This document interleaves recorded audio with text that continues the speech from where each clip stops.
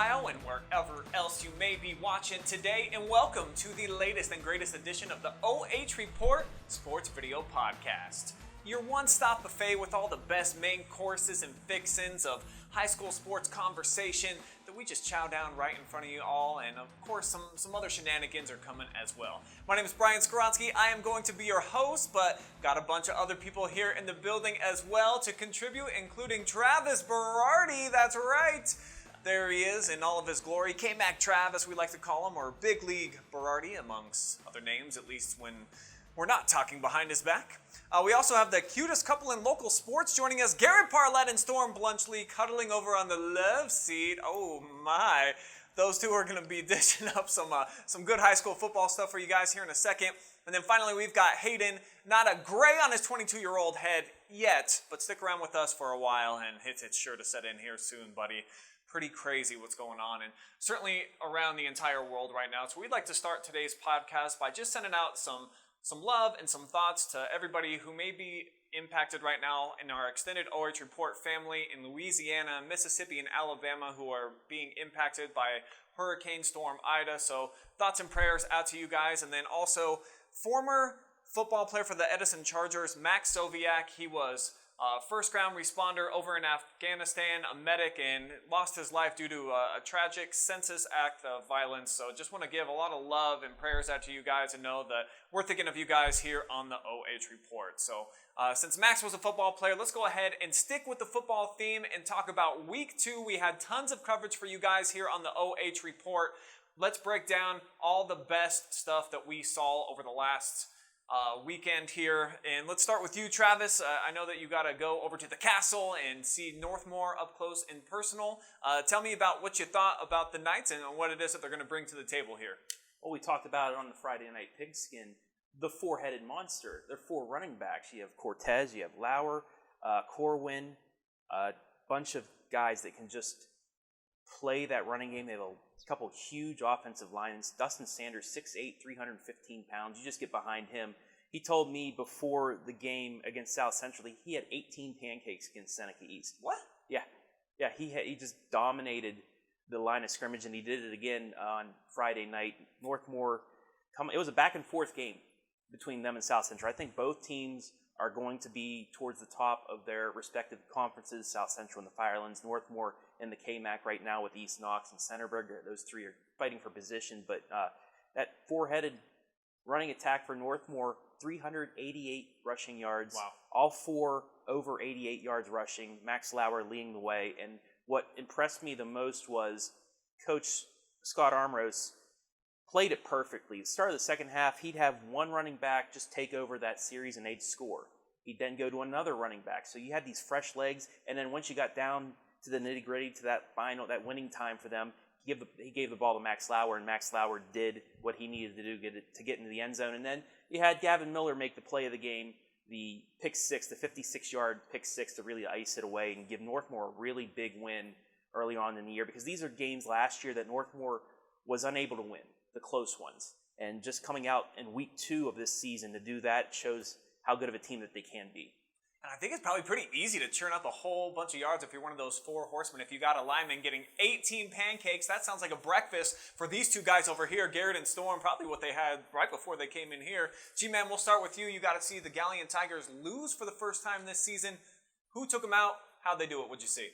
Well, Brian Carey scored 28 unanswered points after halftime. Galleon was up 21-7. But the moral of the story was Hanif Donaldson can't do it all. He had 2 catches. He had over 90 yards rushing, and he also had a passing touchdown. Galleon's got to find their second star, because that man, he is carrying the team so far. They put in backup quarterback Cooper Kent, who had a few good passes, and really he drove the team down the field. But they got to find that second guy. But really, kudos to Carey. They got it done. Jordan Vallejo had 3 touchdowns in that one, too. In your opinion, do you think that it would be to their benefit to take Donaldson out of the quarterback position and allow him to be a playmaker on the outside?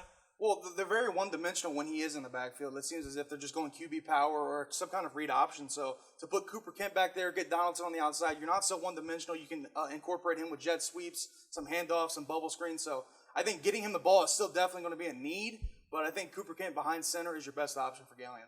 And Storm, the guy that you got to see for the Shelby Whippets. There's no quarterback controversy over there. They don't need to switch nothing up. Marshall Shepard, I think he's got, 10 touchdown passes in the first couple of weeks? Yep. And tell the folks what he's about. Probably over 700 yards passing, through 2 games, folks. I mean, he's definitely the best quarterback in the area, and he's going to be something special to watch. And if you can get out to a Shelby Whippets game just to see this kid play one time, it's going to be worth it. And they absolutely dominated Lexington. Lexington really couldn't get anything going, in the running game, which is what they make their money on. The Shelby defensive front was just not giving up anything.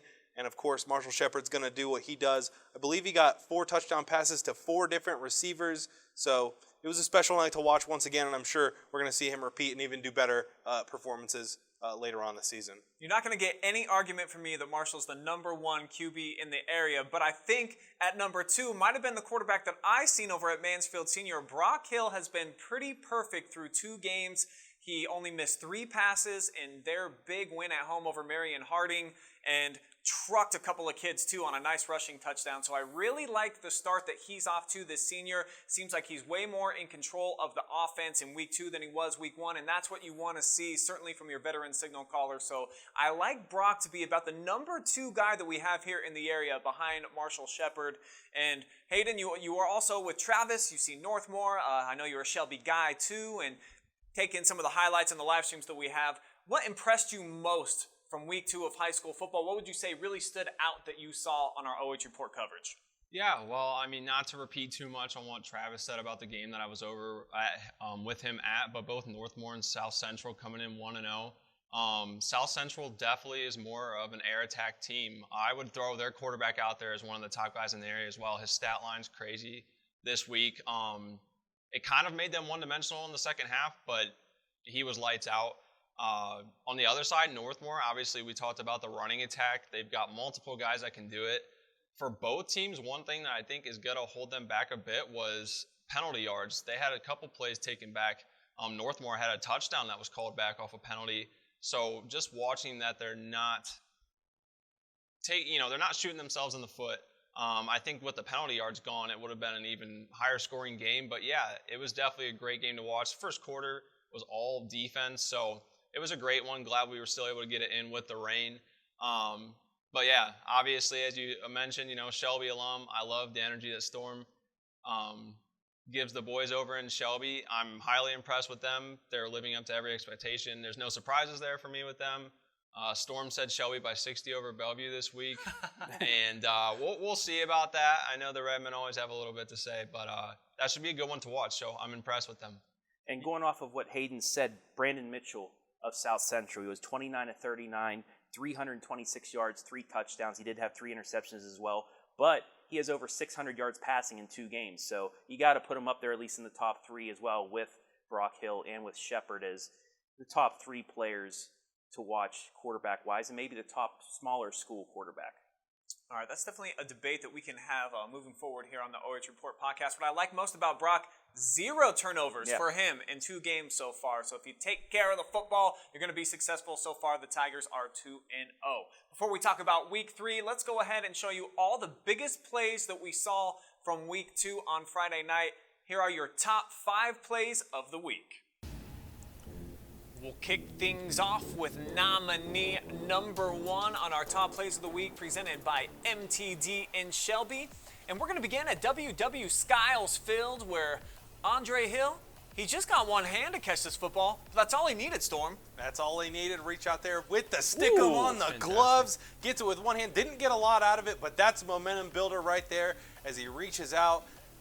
Just one hand snag, pulls it in, and picks up a couple solid yards for the Whippets. One-handed snag for number 1. Also picked up a first down on the play. Nominee number 2, Brock Hill of the TY Tigers up against Marion Harding. And let the bodies hit the floor. Let the bodies hit the floor. Look at Brock Hill just smashing his way into the end zone. Check this out, G-Man. Look at these 2 little guys just go flying. Man, that's poor tackling, Brian. Brock Hill right there, man. Just drugged him and then walked into the end zone. A little bit of a pinball wizard. Yeah, that boy, he's just built a little bit different than your standard quarterback. At nominee number 3, we're going to go out to the castle of Northmore, where this is pretty much going to seal the deal. How about Gavin Miller picks it off, and he's going to take it back 58 yards to the zone. And I imagine this was a big play in the game, Trav. Yeah, it was a 10-point game. There's still about 4 minutes left. South Central, a quick strike offense. If they go down and score, there's still a chance to win it for them. But Gavin Miller, second consecutive possession he had to pick as well. But this time, he takes it to the house, puts them up 17, and the Golden Knights are 2-0. So the Knights ice it with that big pick six right here at nominee number 4. Another huge play coming in the second half. And look at this dude, Derek Lonsway of Cary, just ripping through the defense, and he gets ghost down the sideline. Ain't nobody gonna catch number 10. Bye. Tell us about it, G-Man. What set this all up? Man, it was a beautiful play, and the cutback is really what got it. Watch the 4 or 5 Galleon defenders right here. As soon as he puts his foot in the ground, they just go bye-bye. And the funniest thing is watch, I believe, number 56 waving by as he's play by Lonsway. Giving him a little bit of that Tyreek Hill, kind of the wave or the deuces, his own little style here. Our final nominee this week is a game-changing touchdown run. Clear Fork thought they were in this game, but Devin Haley's like, nah, bro, this thing's over. Check out this 47-yard scamper. You don't think he's going to get into the end zone, but with the great blocking downfield by the wideouts, he is able to get in there for the touchdown. This is just sick. Look at that stiff arm, Derrick Henry-esque. Oh my goodness! As someone on this show might say, rumbling, tumbling, stumbling his way into the end zone. He just wanted it more than everybody else. So that's your top 5 plays of the week. Those presented by MTD over in Shelby. And let's just roll right into our Friday Night Phenom nominees for week 2 of the high school football season. And let's begin with this kid. And what a performance, nearly flawless. 14 of 17 through the air for Brock Hill. 234, a couple of touchdowns, and then he was the leading rusher too for the Tigers, almost 50 yards on the ground and a rushing touchdown. This kid put up highlight after highlight, and what I like most about him, other than this human truck stick right here, is that he takes care of the ball. He's so in control pre-snap as well. He's just calm, man. He takes care of business, and that's why the Tigers off to 2-0 start. Yeah, and one of the key pieces of this offense was Brock Hill. We see he can get it going already. If that offensive line can continue to build, continue to get better, Mansfield Sr. has the ability to make a run at maybe Canton. I don't know, but if Brock Hill continues to do this, they're at least going to be a contender in the OCC. I can tell you they're going to be in Canton this week taking on Canton Hoover, and I think that if Brock Hill can play another game where he does not turn over the ball, the Tigers defense is good enough that they can go to 3-0 with a big win on the road. Let's move on to our next nominee, and how about Brandon Mitchell of South Central? It was a losing effort, but boy, those are some gaudy numbers. 326 yards on this night. He's already up to over 600 on the season. Also 3 touchdowns for him. Hayden, you've seen this performance with your own eyes in person. How sharp was this dude? Yeah, as you said, Brandon Mitchell, what a monster night. I mean, running camera for this guy, it was, had to go to some pretty wide shots to capture the balls he was slinging out there. 3 interceptions. Some of those came in a couple of those came in the fourth quarter where they're trying to make a comeback. As I said, they were looking more towards the air due to time, not trying to hand out excuses, but a couple of those, that's just what happens when they're trying to make a comeback. But he can put a ball where he needs to, right in the breadbasket, get it over to defenders, and he can put some speed on it as well. As you see right here, some of these little slant routes that they were running were just hitting for big yardage. So definitely still an impressive performance, even though they did take the loss. And I'll be excited to see how he recovers and they bounce back next week and what his stats look like at the end of the year. And also on one of the plays, you saw him do that ball fake and get the corner to bite, and then he had a wide open guy. I think it's the next highlight coming up here. He's just able to do whatever he wants. Right here, watch this fake. Completely gets the corner to bite, wide open, touchdown. He can do it all. And you feel like maybe the top small school quarterback that we might have in North Central Ohio. Yeah, I agree completely. Big praise right there. Devin Haley, the running back from Granville, this kid showed out in a huge win at Clear Fork. A couple of touchdowns for him. He had a highlight play that you're going to see on this reel that was a top play nominee. Almost 150 yards on the ground. This kid just stormed. He just had a special type of performance. And how about that? When you got 5 black jerseys and none of them can take you down, you know that you just want it a little bit more than the other guys. And that's exactly what you want out of your running back, a complete workhorse, someone who, you know, doesn't stop chopping his feet, things like that, wants to stay up, wants to keep going, isn't afraid of a little contact. That's what you want out of your running back, someone who wants it more than the defenders. And what a stat line for this guy on Friday night. How impressive do you think this kid was on this Friday night, G-Man? Just watching how hard he runs, hits the hole with determination. Hell, sometimes he just jumps up over everybody. Yeah, man, heck of an athlete watching these highlights. He had a couple scores. I believe this was one of the bigger runs of the night. Excuse me, but man, it seems as if every time he touches the ball, there's not one clear fork defender. There's 4 or 5 on him converging, trying to get him to the ground. But heck of a night from the Granville running back right here. I believe this is the long run, Brian, as he stiff arms 2, 3, maybe 4 defenders, and they all fall to the ground, and he races away. But great blocking from his wide receiver downfield as he's going to walk this one into the back of the zone. He was almost so strong and graceful with that stiff arm that he threw a clear fork defender into another clear fork defender, a la a domino effect, to open up that hole on that sideline for him. And then Haley did the rest, getting it into the zone. We know that we can just take a back seat to Storm and just let them talk about this guy for days and days and days, but when you look at those numbers, how could you not be impressed? Like we said on the show, are you not entertained, Whippet fans? My goodness, Marshall Shepard does it all. If Marshall Shepard does not win the Phenom, if a running back or someone else wins it, if another QB wins the Phenom, I'm going to go on strike or something. I'm going to have to. I'm going to have to form a union or formally strike WW Skiles Field or something, because this man does it all. I've already said it all 100 times. I'm pretty sure people are getting sick of it. But just like a running back, he also can run the ball, puts his head down. But when he needs to, he'll find his guys deep. You know, it helps when you got speedsters like Andre Hill and Blaine Bowman. But, I mean, Marshall Shepard, Shelby Whippets Nation, y'all got to get this guy a Phenom win. You talk about ball fakes right there. Marshall Shepard, one of the best to do that as well. Fake that little bubble screen wide open down the seam. He's the best in the area. And Coach Mahaney and the boys getting the votes out. Coach Mahaney might need to make a couple burner accounts maybe to get the votes up, but he needs to be the best nominee this week. He has to win this. 12 total touchdowns in 2 weeks for Marshall Shepard. What more can the man do? Jordan Vallejo, the running back from Cary, he tried to carry the squad on his back in a big win against the Galleon Tigers. 23 carries on the night. He was a workhorse, went over $130 on the ground, and then 3 times he crossed into pay dirt, scoring big touchdowns for the Devils in a win as they're off to a nice start on the season. And Garrett, you got to watch this big bruiser with your own eyes down at field level. It just looked like he was a handful. Anybody that tried to get in his way didn't really want to tackle him, man. No, Brian, look at this. I mean, who would want to go at that guy's legs? He had a 3-piece with the biscuit, Brian. Jordan Vallejo. He had a lot of the tough yards, too. He didn't have a lot of big runs, but, man, he had the nitty-gritty yards that you needed, the first down, the short yardage lengths, and obviously he had a lot of goal line touchdowns. He had 3 of them. So Jordan Vallejo definitely got the nominee from me, but it was a close one between him and his quarterback. His quarterback had a nice night, too, but he was carrying Galleon defenders all night long, so I had to put him up there for my nominee. Somebody need to check his birth certificate. He looks like a grown man out there amongst boys. Like, you can't tackle him up top. You have to go for the legs just to get him down.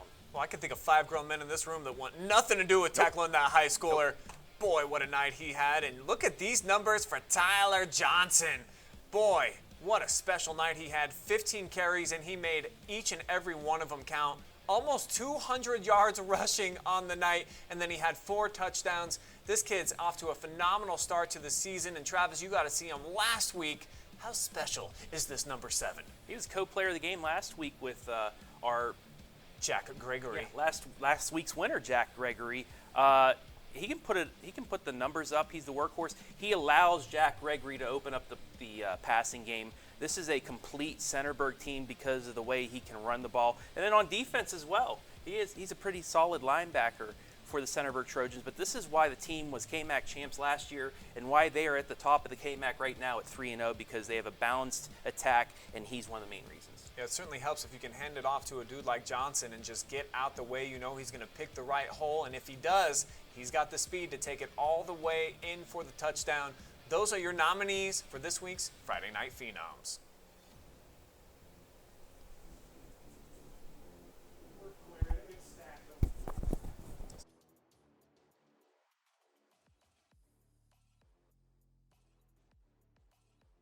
So remember, guys, it's you, the fans, that actually decide this. We're going to post both the top 5 plays and the Phenoms on their own on a video. Weigh in, leave us a comment, let us know who should take the cake this week. And we were a little disappointed last week. We thought that there were some pretty clear-cut winners, some nice plays, and then certainly we thought Marshall Shepard with 6 touchdowns was going to be up there. He wasn't even in the top 2, so Whippets fans, everybody make sure that you get in there. Big shout out to Trojan Nation of Centerburg for getting not only the top play, but also the Phenom from a week ago.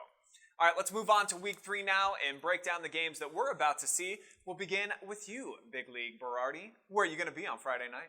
Well, I'm going to be at Lucas with the WMAN crew. I can't wait to get back working with Eric Will and Aaron Hines. But Winford coming into Bob Wine Field against a 2-0 Lucas squad. Winford finally coming off a pretty big win against Pleasant from the MOAC after getting blown out in the second half against Otsego. Nice bounce back win for Winford. But I want to see how these two teams go against it. These are two of the squads that have, I guess, the playoff mantra. They both have long playoff streaks going on right now. Winford, I don't know how many years in a row it's been for them, but Lucas, they've been, 10, 12 years in a row for Lucas, it seems like. But these two teams, it's going to be a big non-conference matchup to see if Winford can continue to be on the right foot going into the N10. And for Lucas, the independent squad, if they can just continue the roll, get to 3-0, and be that squad that we know they've been the last few years. Yeah, it's a huge matchup, of course. And, with everybody seemingly getting into the playoffs this season, it doesn't quite have the cachet that it would normally have. Whereas if you were Winford dropping to 1-2 and only 8 people was going to get into the playoffs in your particular region, this would have a whole lot at stake. But now with 16 people, I feel like the regular season is a little bit watered down. But I love that these two small communities here in the area are going to play each other. They traditionally do not match up. So this is definitely going to be a fun one. G-Man, you're our Galleon Connect man. Who the Tigers got this week? Tigers are hosting Upper Sandusky, Brian, and Upper Sandusky just came off a big win against Mount Gilead. I believe that's the final score was 49-14. So the Rams coming off some momentum, and Galleon needing to find their identity. It's going to be exciting to see who's going to be able to pull off a victory. Is Galleon going to be able to pick up another win, or is Upper Sandusky going to upset them? But another matchup I want to throw in there that I'll be at is East Knox versus Crestview. I think the matchup to watch in that game is going to be East Knox aerial attack versus Crestview's front line. Can Crestview get to the quarterback and sack Peyton Lester, or is Peyton Lester going to be able to dot him up all day long? Well, I'll be at Shelby, but I wanted to touch quickly on that matchup you were talking about, that Crestview matchup. Just gives me goosebumps thinking about it when we were there just a couple years ago. That's going to be a fun one to watch. Wish it was on the Crestview turf, but, still going to be exciting nonetheless. And another quick blip I wanted to throw in there. If Marshall Shepard doesn't win Phenom this week, I don't know. I don't know what I'll do. But Whippet fans, you got to go out there and vote for him. The dude's putting in work. He's got to win that one. And speaking of Marshall Shepard, I think the Shelby Whippets are going to pick up another big win versus Bellevue, the Redmen. Some people say it's the first test they're going to have this season. This will determine, if people say they're going to be as good as they are. And I think it's going to be a real exciting one to watch. And I'm super excited. Cannot wait for that Friday night matchup. Yeah, it's one of the oldest rivalries in the state. They were in the same conference for years and years and years in that NOL, and I know there's a lot of bad blood, I should say, between Shelby and Bellevue. Typically, when they get on the field, this is a chippy affair, so that's going to be a really fun game to watch. And the Redmen, they're so well coached. They've had the same guy in place for years and years and years. I don't think Shelby's going to go out there and beat them by 70, Storm. I love that you're putting that type of confidence and putting that on the Whippets, that they can go in there and just steamroll through a Redmen team. But I think there's going to be a little bit of a closer game than you've seen in the first couple of weeks. Probably should be the first real test coming up this weekend for the Shelby Whippets. Hayden, where are you going to be at on Friday? I'm also going to be with Travis over at Winford at Lucas. As Travis had mentioned, it's going to be fun to be filming for the game with Eric Will on the call, my previous high school football coach. So shout out to Eric Will. But I'm excited to see, obviously, Lucas, yes, they've been quite the powerhouse the last few years, consistently good football. Got to see Winford play at a scrimmage earlier this summer with Travis, and they looked a little rusty in that game. They're coming off a win last week, though, so I'm interested to see how they put up against Lucas. And, yeah, I'm, of course, going to plug the Shelby-Bellevue game as well. That will be interesting. As someone who used to be part of that rivalry, I'll be excited to hear the score from that one. And then a couple other games that we're going to have. Tees Valley going over to Ashland. So the Aerials, they're starting off 0-2. I think they were 0-5 last year before they got into OCC play. And then they ripped off, 5 in a row or something at the end of the year. And they were able to put themselves in the conversation there. for that big game coming up against Worcester in Week 10. So it's going to be curious to see, can Sean Cedar and his club get back into some positive momentum, get some wins a little bit earlier than they did in the season last year. And then I'm going to be on the call on Saturday night over at Ashland Community Stadium for that Crestview versus East Knox game. Garrett Parlett is going to be my color commentator. And I tell you what, Garrett, just thinking about how the last game ended with them, with Crestview having that game-winning field goal and it just not going through, which really sprung board. East Knox could have just been a 10-1 football team that year and not had that crazy run to the Final Four. So I think that the Cougars certainly feel like they should have won that game. There's going to be a lot of emotion and adrenaline pumping on both sides that night. Boy, I'm looking forward to Saturday night. You don't get a ton of Saturday night football games in our area. That's going to be a big one. Yeah, it's going to definitely be an exciting one, the rematch. Crestview obviously left a sour taste in their mouth. Levi Kibler missing that field goal to win it. And East Knox, as you mentioned, they really got a lot of momentum from that game, and I don't think they would have made it as far as they did if that was the ending, if they repeated that. So it's going to be a good one. Make sure you guys tune in. I'm sure Crestview and East Knox fans are ready to see that one. All right, let's move on to some action from the pitch, and not going on actually in the state of Ohio, but we're going down to our neighbors down south in Tennessee, where former Lady Rams star at Madison, Taylor Huff, showing how. How about 4 goals in 4 games for the true freshman, a starter in the SEC at the midfield position. Travis, we've been salivating over these highlights that T. Huff's been putting up there. How cool is it to see a girl that just turned 19 years old and is from the area going out at the D1 level? She's not just performing, she's one of the best players in the entire SEC. It's been pretty cool, right? Would you be shocked to say I'm not surprised? Because we've seen her do this against some of the best players in Ohio, and just the way of her work ethic, the way she just presents herself. I'm not surprised. The goal that happened last night, breakaway, she got the ball on sides and then just took off, juked the goalie right out of her shoes, and easy goal. But these have not been breakaways. Her first 3 goals, a header off a cross, another one that she was able to collect off a cross, and then her assist in the first game, she was able to cross it through. I think she nutmegged 2 people to get the goal. So she's playing like a senior right now.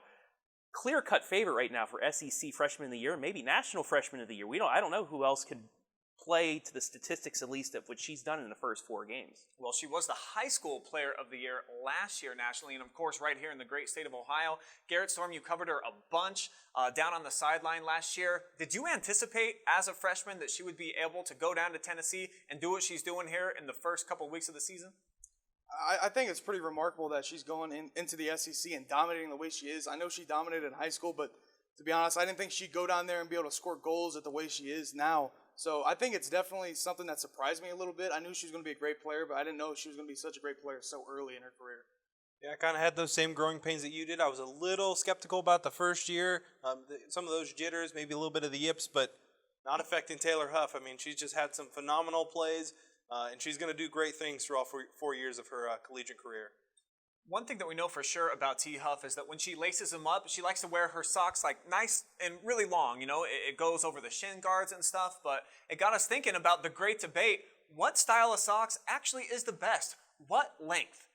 I'll start this with you, Travis, and let me know. Are you kind of like a longer sock guy? Do you like the mid-range where a little bit of the calf is still hanging out? You like it a little bit lower where you can see just a little piece of the sock? Or do you like that full ankle look? What's the best length of sock? I think it depends on the situation. If you're going to get all dressed up, get those slip-on shoes, you want the no-shows. You don't want those socks showing. If you're going out, maybe you get your Adidas, your kicks on. Maybe you want the ankle socks, and then I don't know, if you're going on the basketball court, you want those the high top socks. So I think it just depends on the situation, how you want to look. Do you agree, Hayden, is a sock a situational wardrobe decision, or do you have one style that fits all? I was trying to think before when I was thinking what my answer was going to be, and I was going to say something low cut where just a little bit of it is showing outside of it. But Travis makes a great point. It's definitely situational. I think you make a great point with, if you're going to play basketball, I don't want low cut socks while I'm wearing basketball shoes. It's just uncomfortable. So yeah, it's definitely situational in my opinion. I don't know. I have Birkenstocks. If you're wearing Birkenstocks, you're not going to wear socks with those. Even though with the way my legs tan, it looks like I'm wearing socks, even if I'm not. But that's for a different time. But yeah, it's definitely situational. So I agree with Travis on this one. Garrett, Storm, break it down. Give me the right answer. What's the best length of sock? Man, it is hard to choose. I used to be the higher socks when I was a little bit younger in high school, but now as I got a little bit older, I like to wear the higher socks, but fold the Nike sign down a little bit to where it's a little bit, there's a look right here, of an ankle sock. I do like a little bit of sock showing. You can't go no socks because that's a different comfort zone. So you got to be able to have a little bit of sock showing, at least a little bit of sock. Yeah, hopefully my 6-year-old is watching. MJ, it's not cool to go no sock. You have to wear socks of some sort. Otherwise, it just makes your shoes stink, and it's not as fashionable. Storm, where do you land on this conversation? I agree, man. I like the lower socks a lot more. I understand, when you're playing basketball, higher socks, but universally the best sock, I think, is a lower cut sock. I do like a little bit of sock showing, but never no socks. Now, I'll wear sandals with socks. Yeah, never exactly. no socks. Ever. Never. Definitely, I think now that it's all been laid out for me and I've got all these great, tidbits and facts here, I think that socks are a situational thing. If I'm wearing shorts, though, it's got to be the no-show. I got to go with the ankle sock. Maybe just a little piece of it hanging out, G-Man. I'm not so flavorful that I can just fold them over. I got to show my brand if I'm going to be repping it. But if I'm wearing long pants, I like higher socks. Even if I'm wearing sneakers or tennis shoes, there's just something about a dress sock that feels nice on my little calf muscle. But when you're wearing shorts, if you got it, flaunt it. Let the ladies see, let the hairs fly out there, and don't cover up too much. At least for me, that's my style. Storm, I understand that you're about to enlighten us on something that nobody else on set knows about. Tell me, what are Axes and CryptoPunks? Should we be excited or worried? Well, I don't know if you guys know a lot about the cryptocurrency market, but they're what's called NFTs, or non-fundable or fungible token. And basically what they are is they're like Pokemon or collectibles, trading cards, things like that. And they just have different types of rarities. But a lot of people are kind of concerned about the value that they'll hold. It's kind of a free-flowing market, but then again, isn't the dollar a free-flowing market? We're not on the gold standard anymore. So a lot of people are worried, but people are really into collecting these guys. And I know specifically for CryptoPunks, there's 9 alien CryptoPunks. So there are normal humans, then there are ape ones, and then there are alien ones. And the alien ones are the rarest. And then for Axes, it's kind of just whatever looks cool and has the best stats is the most valuable. But for Axes, one has sold already for over $900,000. Say what? So, yeah, $900,000. It's all traded through a cryptocurrency called Ethereum. But, I don't know. I was thinking about buying them. The lower end ones go for about $100, but like I said, one already sold for over, I believe, 900 Ethereum, which is over $900,000. Is this equivalent to like a 1980s Bo Jackson rookie card when baseball cards were tradable? Yeah. That it's something like that now? I kind of think it's more like a status thing. I can afford to buy this, so I will. But people think that they're going to blow up in value, and with the recent surge in cryptocurrency value we've seen, I don't know. Well, I typically see you shopping off of the dollar menu when you go out to eat, Storm, so I don't know if you have it in the budget. Garrett, you've been his best friend for a long time. Give the man some advice. Should Storm invest?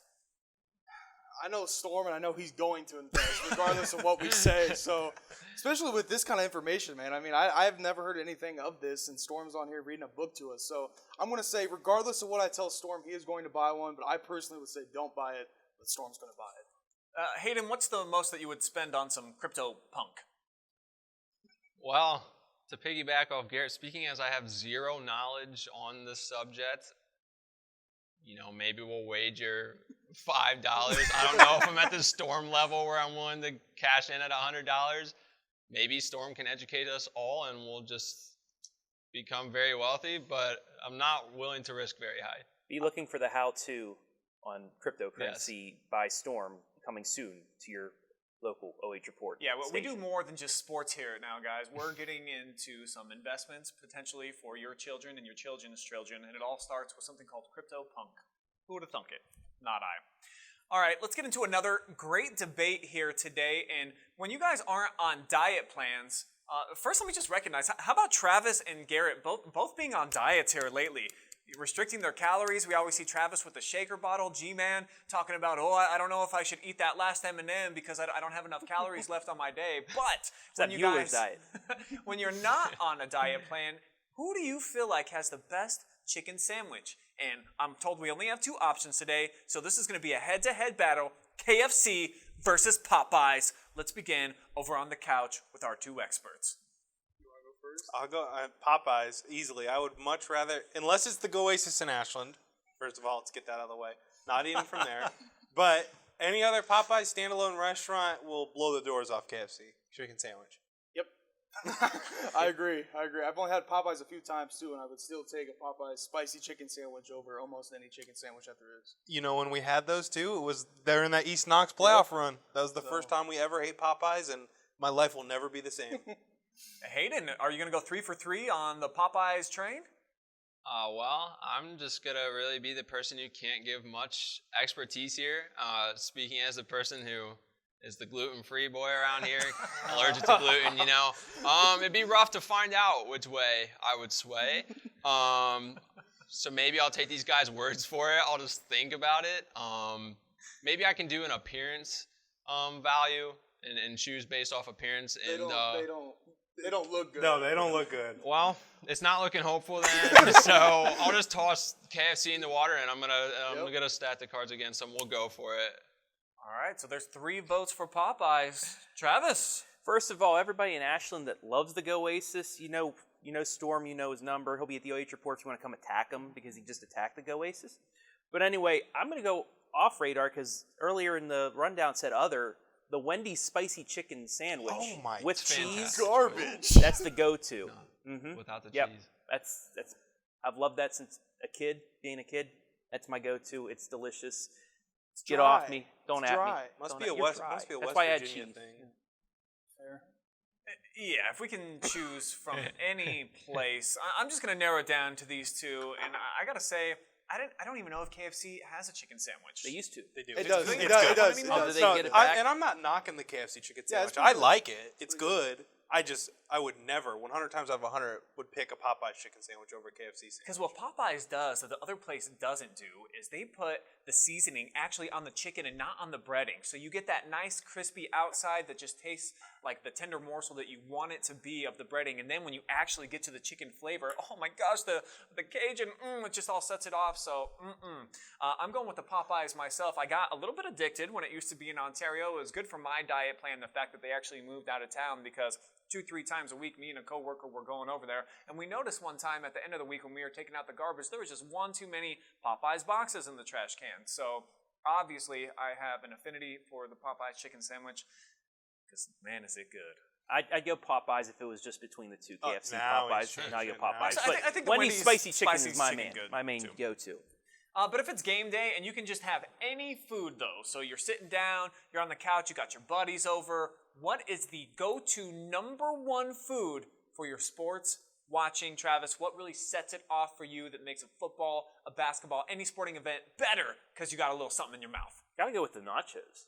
Get some grounded beef up there, some cheese, Garrett's skeptical. He's not buying it. tomato, all that stuff. You get some nachos there. You know, everybody else, they're probably gonna go with their wings.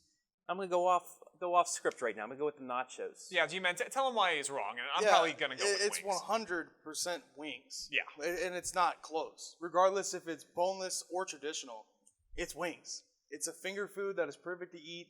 Nachos, man, it's too much chip after a while. There's like no flavor. Yeah, but we're all gonna go wings, so I had to say something else. He said the wrong thing. He said My the problem wrong with nachos, thing. you know, everybody's sharing them too, so everybody grubby little Oh, fingers no, are you're on gonna the get same sick. exact food and plate. And to G-Man's point, after about the first 10, which are delicious, like I'm Right. gonna give you that, but then it's like, man, do you guys got any side salsa or do you got any more extra cheese hanging out in your fridge or something? Because it's just not an all good product like a wing is. Every single bite, that's my vote too. Where you land on this, Storm? Well, I would pick wings, but for the sake of being different, not as wrong as Travis, of course. Any sort of grilled barbecue food, a nice grilled hot dog, bratwurst, hamburger, things like that. Get a little side of chips on there. I think that makes an excellent game day meal. Of course, wings always going to triumph over everything. But you know, I think the barbecue selection, you know, fresh off the grill, is also a pretty solid choice. And I guess I'm really excited to hear this last answer for our resident GFB, our gluten-free boy now on the staff here. Tell us, is it buckwheat shots? Like, what are you guys getting when you get down on game day? Well, it is kind of going to be a basic answer while I could say wings because you can eat traditional wings. I'll go with an easy one, which is pizza. A lot of places do have gluten-free pizza now. Some places not the best, but it is a good, convenient food to eat on game day that has gluten-free options. I'm going to throw another curveball out there, which will probably not be popular with anybody, but if it's football and it's homemade, all right, but there's this killer chili, and these guys knew I was going to go somewhere with that. But, I mean, when I'm thinking The football, two resident I'm fatties thinking over here on the fall. couch hate it. It's top tier. Don't knock it till you try it. I promise you it's not the way you would They normally literally eat it. just broke the table in front of them So- for that reaction. Yeah, they have no room to talk. That's all I'm going to say on the matter. Sounds like we've lost about half the room now. Just totally disappointed with that answer. So let's go ahead and just wrap things up here today for episode, what are we on, like 11 now here on the OH.Report video podcast. I'm told that's true, so look for lots more of these to come every single Monday, and make sure to get in your votes on the Phenoms in the top plays. Man, high school football is back, and we're having a great time here on the OH Report. But for now, we got to go, man. Bye.